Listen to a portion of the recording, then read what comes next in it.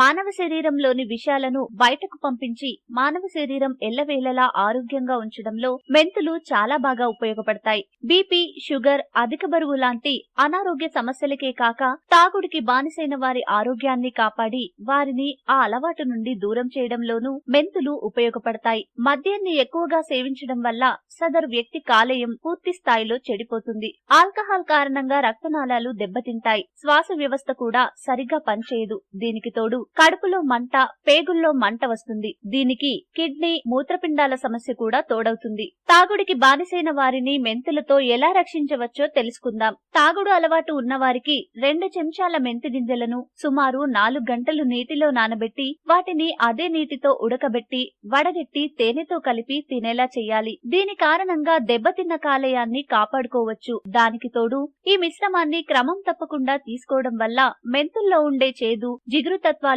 మద్యం అంటేనే ఓ రకమైన ఏహ్యభావం కలిగించేలా చేస్తాయి. సో ఎంత మద్యపాన ప్రియులైనా ఈ మిశ్రమం తిన్నాక మద్యం జోలికి వెళ్లరు. ఈ మిశ్రమాన్ని అందిస్తూనే ఆ వ్యక్తి అవసరం కుటుంబానికి ఏ మేరకు ఉందో అతనికే వివరించాలి. ఆ మాటలు అతడిని మానసికంగా కూడా మద్యం జోలికి వెళ్లకుండా చేస్తాయి. మద్యం మీద మనసు గుంజినప్పుడు మెంతి ఆకులతో చేసిన డికాషన్ ను తాగించాలి. ఇలా మెంతులు, మెంతి ఆకులు కలిసి తాగుడికి అలవాటైన వ్యక్తి ఆరోగ్యాన్ని మెరుగుపరిచి వారిని తాగుడు అలవాటు నుండి దూరం చేస్తాయి.